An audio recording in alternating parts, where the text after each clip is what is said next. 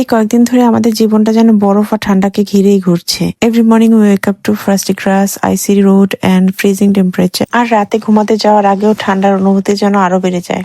আর এই কনকনে ঠান্ডার মধ্যেই বাচ্চাকে স্কুলে ড্রপ অফ করে দিয়ে আসা এখন আমাদের এক প্রতিদিনের রুটিনের একটি অংশ। দেন 3 o'clock শ্রেয়ানকে পিক আপ করে চলে গিয়েছিলাম শপিং প্যাক এন্ড সেভে। প্রথমে গিয়ে সেখানে আমি কিছু দুরিয়ান ফল দেখতে পেয়েছিলাম, কিন্তু এই ফলটার দাম আমার কাছে খুবই এক্সপেন্সিভ মনে হয়েছে। সেখানে কিছু আমও ছিল, তবে অনেস্টলি এই আমগুলোর কোয়ালিটি আমার কাছে খুব একটা ভালো মনে হয়নি। নিউজিল্যান্ডে মাঝে মাঝে ভালো আম পাওয়া গেলেও সবসময় কোয়ালিটি একই রকম হয় না। তারপর আমি সোজা চলে গেলাম মাছের সেকশনে। এখানকার ফ্রেশ ফিশ সেকশনটা আমার খুবই পছন্দ, আর এখান থেকে আমরা প্রায় ফ্রেশ ফিশ কিনে থাকি। মাছ খেতে আমরা খুবই পছন্দ করি, তাই এখানে প্রায় আসা হয়।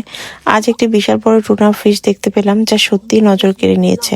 সকালের দিকে প্যাকেন্সেপে গেলে বেশ নানান রকমের মাছ দেখতে পাওয়া যায়, আর ভালোও লাগে সেগুলো কিনতে। মাছ কেনার জন্য আমরা বেশিরভাগ প্যাকেন্সেপই প্রেফার করি, আর ক্রাইস্টচার্চে যারা থাকে তাদের জন্য আমার মনে হয় ভালো মাছ কেনার জন্য বেস্ট জায়গা হলো প্যাকেন্সে। এরপর আমি কিছু গ্রোসারি শপিং করলাম, তরকারি জিনিসপত্র কিনলাম, আর একটু ঘোরাঘুরি করে বাড়ির পথে রওনা দিলাম। Life in New Zealand isn't always easy during winter, but every day brings a new experience and a new story to share.